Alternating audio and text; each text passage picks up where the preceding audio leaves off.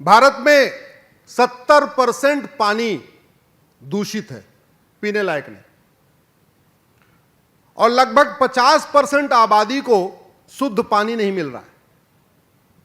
या तो पानी में अमोनिया ज्यादा है, या फ्लोराइड ज्यादा है, या आर्सेनिक ज्यादा है, आयरन ज्यादा है, क्लोराइड ज्यादा है, या यूरेनियम ज्यादा है, या इलेक्ट्रिकल कंडक्टिविटी ज्यादा है।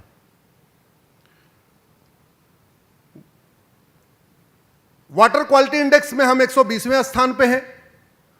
प्रतिवर्ष 2 करोड़ लोग बीमार हो रहे हैं, और उसमें से 2 लाख लोग एयर पोल्यूशन से, वाटर पोल्यूशन से मर जा रहे हैं। इसका मूल कारण क्या है? क्योंकि हमारे पास जमीन केवल 2% है, पानी हमारे पास केवल 4% है, और जनसंख्या हमारी दुनिया की 20% हो चुकी है। वाटर लेवल नीचे डाउन हो रहा है कि नहीं, नीचे जा रहा है कि नहीं? मूल कारण है जनसंख्या विस्फोट। पहाड़ काट काट के घर बन रहे हैं कि नहीं बन रहे? क्योंकि जमीन 4% है, जनसंख्या 20% हो चुकी, तो घर बनाना है। नदियों को पाट पाट के घर बन रहा है कि नहीं? क्योंकि जमीन 4% है, जनसंख्या 20% हो चुकी। भारत में हर साल पोल्यूशन के कारण 10 लाख लोग मरते हैं। प्रतिवर्ष भारत में लगभग 95 लाख, या ये मान के 1 करोड़ लोग मरते हैं लमसम। इस 1 करोड़ में जो मरने वाले हैं, उसमें से 10 लाख पोल्यूशन से मरते हैं। और ऐसे सीधे मरते भी नहीं है, पहले घर का 2-4 लाख रुपए खर्च करवा के मरते। कड़वी बात बता रहा हूं, मीठा झूठ बोलना नहीं आता, नहीं तो अब तक क्या होता।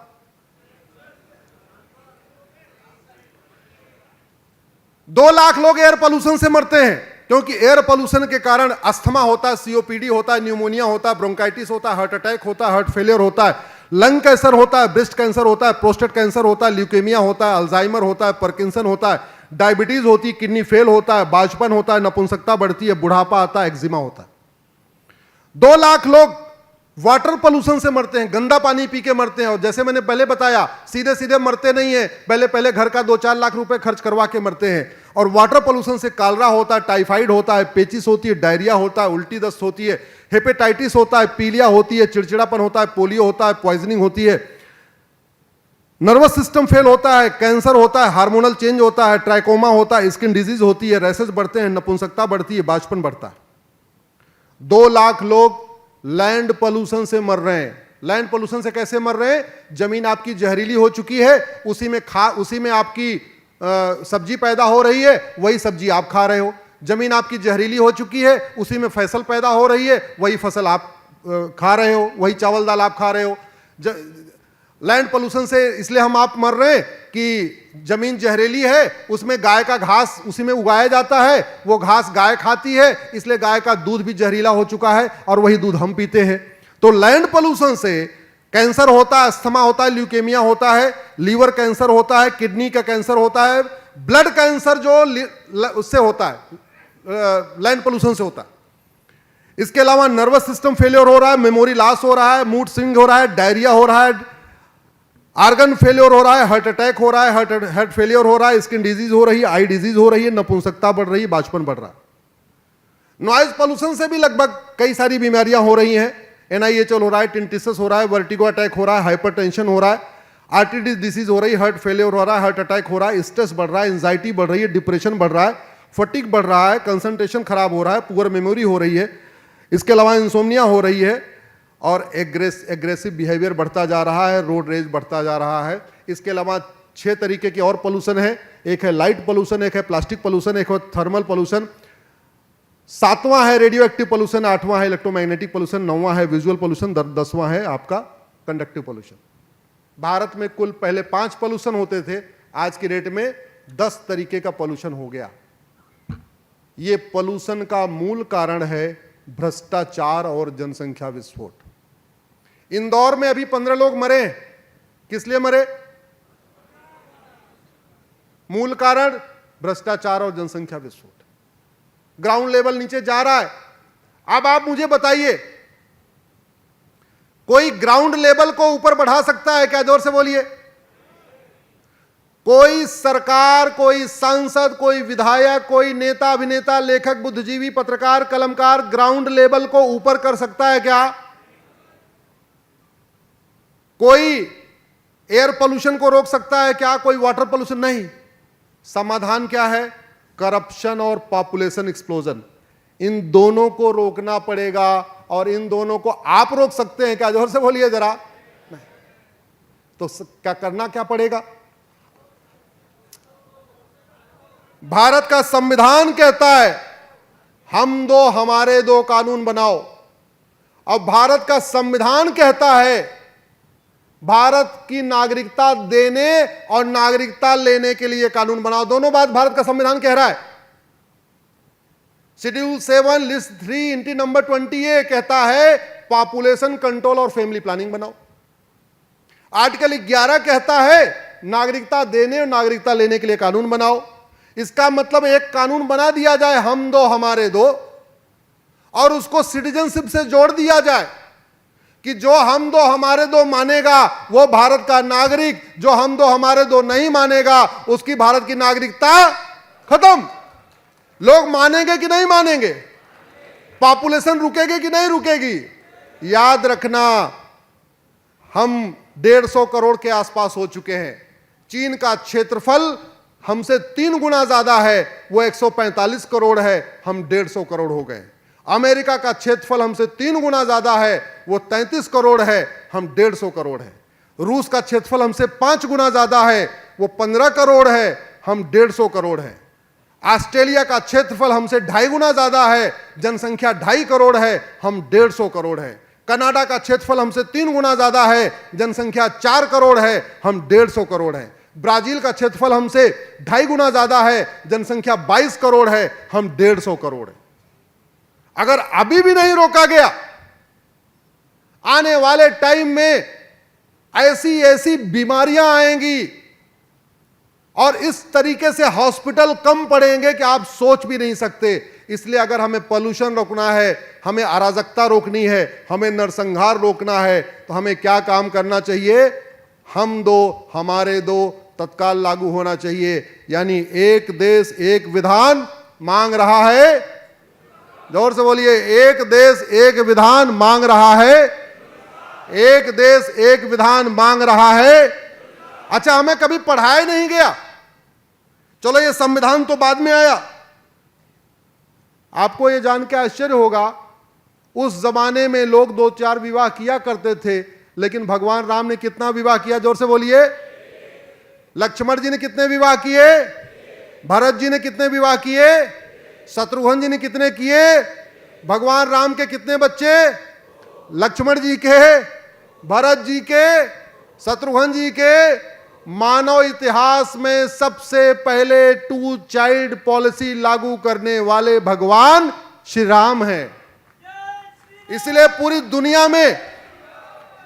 पूरी दुनिया में गुड गवर्नेंस का जो बेस्ट मॉडल कहा गया, उसको कहा गया है राम राज्य। मानव इतिहास में जब पहली बार पॉलीगैमी को, बहुविवाह रोकने वाले भगवान श्री राम हैं। चारों प्रजा को स्पष्ट संदेश देने के लिए चारों भाइयों ने एक एक विवाह किया। प्रजा को क्लियर मैसेज देने के लिए चारों भाइयों के 2-2 बच्चे हुए। दुर्भाग्य देखिए, न संविधान पे संसद में चर्चा हुई, न राम राज्य के ऊपर संसद में चर्चा हुई। इसलिए आज तक हम दो हमारे दो कानून बनाए नहीं गया। और नतीजा ये क्या है? किसी के 18, किसी के 16, किसी के 32, 22, 24 बच्चे तक तो मैं जानता हूं। और ढूंढ लेना, आपके सूरत में मिलेंगे। और डेमोग्राफी कैसे बदल रही, उसका मैं आपको एक बहुत सिंपल फार्मूला बता रहा हूं। आप 2024 में लोकसभा चुनाव हुआ है, सूरत की लोकसभा की जो वोटर लिस्ट है 2024 वाली वोटर लिस्ट ले लीजिए, और 1999 में भी चुनाव हुआ था, 1999 की वोटर लिस्ट ले लीजिए। सूरत की आज की वोटर लिस्ट और 25 साल पुरानी वोटर लिस्ट को कंपेयर करके देख लीजिए, आपको समझ में आएगा सूरत की डेमोग्राफी कैसे बदली है। आप लोकसभा बड़ा होता है, किसी एक विधानसभा की आज की वोटर लिस्ट और 25 साल पुरानी वोटर लिस्ट को कंपेयर करके देख लीजिए। चलो विधानसभा भी बड़ा होता है, सूरत का कोई एक वार्ड लीजिए, उसमें आज की वोटर लिस्ट और 25 साल पुरानी वोटर लिस्ट को कंपेयर करके देख लीजिए, फिर पता चलेगा आपके वार्ड की डेमोग्राफी बदल रही है, आपके विधानसभा की डेमोग्राफी बदल रही है, आपके लोकसभा की डेमोग्राफी बदल रही है, पूरे शहर की डेमोग्राफी बदल रही है। इस डेमोग्राफी में बदलाव को आप रोक सकते हैं क्या? जोर से बोलिए। तरीका मैंने बता दिया, हमारे दो कानून लागू करना पड़ेगा, यूनिफॉर्म सिविल कोड लागू करना पड़ेगा, यही इसका तरीका है, दूसरा कोई समाधान नहीं।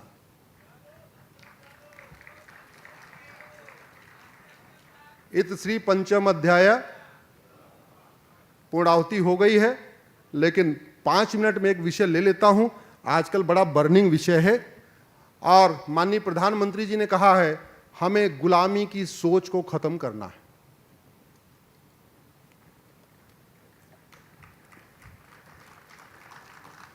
हमें स्व का जागरण करना है।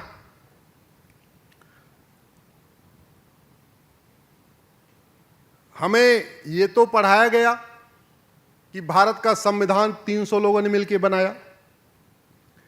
हमें यह भी बताया गया 3 साल तक इसके ऊपर बहस हुई, तब भारत का संविधान बना। हमें यह भी पढ़ाया गया, डॉक्टर राजेंद्र प्रसाद जी संविधान सभा के अध्यक्ष थे और बाबा साहब अंबेडकर ड्राफ्टिंग कमेटी के चेयरमैन थे। लेकिन हमें यह नहीं बताया गया कि यह भारत का संविधान किन किन देशों से नकल करके बनाया गया,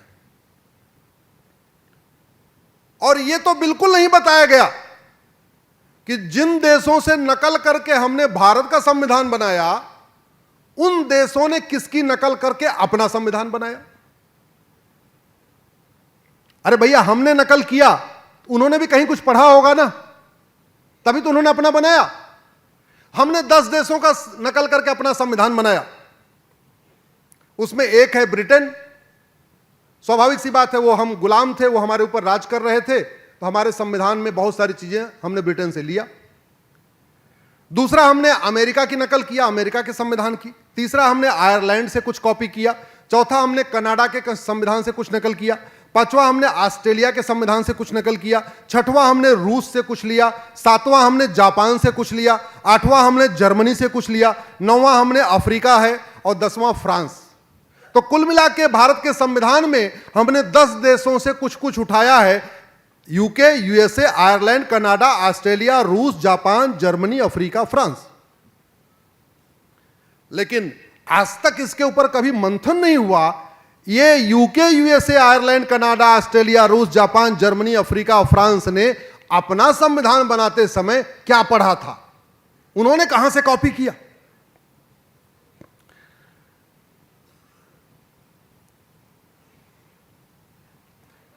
मनुस्मृति में 12 अध्याय है। पहला अध्याय सृष्टि की उत्पत्ति कैसे हुई। दूसरा, ब्रह्मचर्य, आश्रम और शिक्षा। जैसे हमारा पहला आश्रम क्या है, 4 आश्रम में पहला है ब्रह्मचर्य आश्रम, दूसरा गृहस्थ आश्रम, तीसरा वानप्रस्थ आश्रम, चौथा संन्यास आश्रम। मानव इतिहास में जब लोगों को भोजन बनाना नहीं आता था, कोई कच्चा खाता था, कोई पक्का खाता था, कपड़ा पहनना नहीं आता था, कोई पत्ता पहन लेता था, कोई पत्ता भी नहीं पहनता था, कोई नंगा रहता था, कोई ऐसे ही रहता था, कुछ पहन के रहता था। उस समय मनुस्मृति बनी और भगवान मनु ने इसमें 4 आश्रम बनाए। 25 वर्ष तक ब्रह्मचर्य आश्रम, 50 वर्ष तक गृहस्थ आश्रम, 75 वर्ष तक वानप्रस्थ आश्रम, और 75 के बाद संन्यास। कैटेगरी कर दिया, एक इंसान के 4 स्टेप बता दिए। बोले 25 साल तक ज्ञान लो, अपना ज्ञान बढ़ाओ, उसके बाद शादी विवाह करो, गृहस्थ में जाओ, और उसके बाद 50 साल के बाद अपना चार्ज हैंडओवर करना शुरू करो अपने बच्चों को, और 75 में तो पूरी तरीके से घर छोड़ के विरक्त हो जाओ। तो दूसरा चैप्टर है ब्रह्मचर्य आश्रम, तीसरा चैप्टर है विवाह। दूसरा आश्रम हमारा क्या है, गृहस्थ आश्रम। चैप्टर नंबर 3 है, चैप्टर 4 है गृहस्थ धर्म और भोजन के नियम। चैप्टर 5 है महिलाओं के कर्तव्य और महिलाओं की शुद्धता। मानव इतिहास में पहली बार महिलाओं के लिए कोडिफाइड लॉ जो आया वो इसी मनुस्मृति में आया, वो चैप्टर 5 है। चैप्टर 6 वानप्रस्थ आश्रम और संन्यास आश्रम। चैप्टर 7 राजा के कर्तव्य और प्रशासनिक व्यवस्था। पहली बार राजा के डूज एंड डोंट मनुस्मृति में लिखे गए।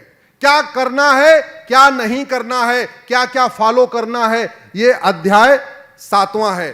चैप्टर 8 जुडिशियल सिस्टम, दंड व्यवस्था, अपराध व्यवस्था, ये चैप्टर 8 है। चैप्टर 9 संपत्ति और स्त्री पुरुष के धर्म। चैप्टर 10 वर्गों के मिश्रण और आपद धर्म। चैप्टर 11 पाप और प्रायश्चित। चैप्टर 12 कर्म फल त्रिगुण और मोक्ष। मनुस्मृति में 2500 से लेकर 3000 के आसपास श्लोक है। बहुत सारे लोगों ने मनुस्मृति के ऊपर अपनी कमेंट्री लिखी। अब चूंकि 2500 से 3000 श्लोक हैं, कुछ में 2500 श्लोक, किस में 2600 श्लोक, किस में 2700 श्लोक, किस में 2800 श्लोक, इसका मतलब कुछ मिक्सिंग हुई है बीच में, इतने दिनों तक है।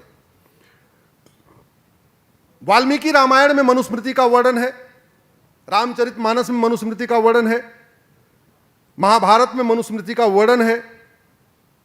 महर्षि याज्ञवल्क्य ने इसके ऊपर एक पूरी कमेंट्री लिखी है। वर्मा, थाईलैंड, कंबोडिया, जावा, बाली में मनुस्मृति आज भी बच्चों को पढ़ाई जा रही है। मिस्र, पर्शिया, ग्रीस, रोमन में भी मनुस्मृति के बारे में वहां पे बाकायदा चर्चा होती है। यूरोप, अमेरिका, ब्रिटेन और जर्मनी में स्कूलों में सिलेबस में रखा हुआ है। मैक्स मूलर कहते हैं, बहुत बड़े फिलोसफर थे, Manusmriti is the first codified law of the earth.